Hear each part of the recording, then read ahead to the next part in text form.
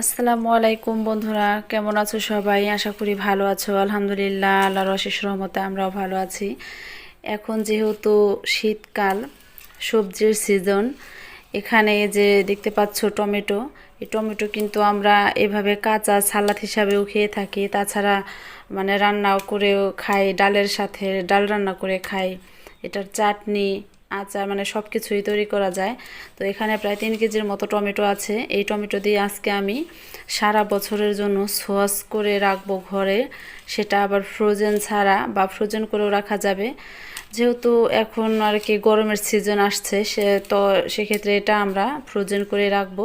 তো আমি কিভাবে টমেটো সসটা তৈরি করি, অবশ্যই তোমরা পুরো ভিডিও জুড়ে আমার সাথে থাকবে আর আমার সম্পূর্ণ ভিডিও দেখে লাইক কমেন্ট শেয়ার করবে। তো চলো বন্ধুরা, সস তৈরিতে যাওয়া যাক। এই যে বন্ধুরা, আমি টমেটোগুলো এই যে ধুয়ে, মানে একবার ধুয়ে কেটেছি, এখন আর একটু ধুয়ে তারপরে একটা পানি ঝরতে দেব। এই যে বন্ধুরা, টমেটোগুলো আমি এখানে পরিষ্কার করে ধুয়ে তারপরে 4 খণ্ড করে কেটে নিয়েছি। এখন এ পর্যায়ে এই টমেটোগুলো আমি কড়াইতে দিয়ে দিব।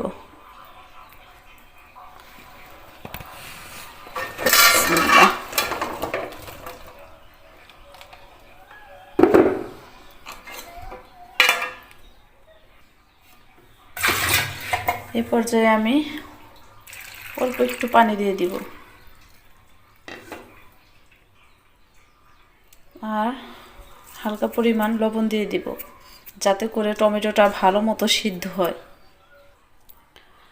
কিছুক্ষণ ঢেকে তারপরে এটাকে জাল দেব।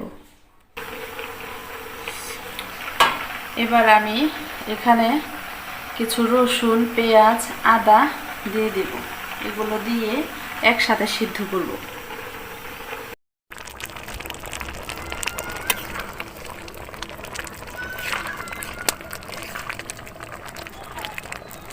এই যে বন্ধুরা, আমরা গ্যাসে রান্না করতে করতে এখন ছাদে চলে আসছি, লাকড়ির চুলায় রান্না করছি।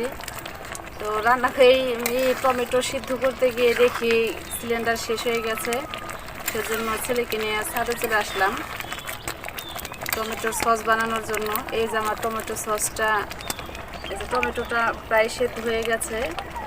আর 5 মিনিট জাল করে আমি এটাকে চালুনি দিয়ে চেলে নিব। যাদের ব্লেন্ডার আছে তারা ব্লেন্ডার দিয়ে ব্লেন্ড করতে পারেন, তাছাড়াও চালুনি দিয়ে চালতে পারেন।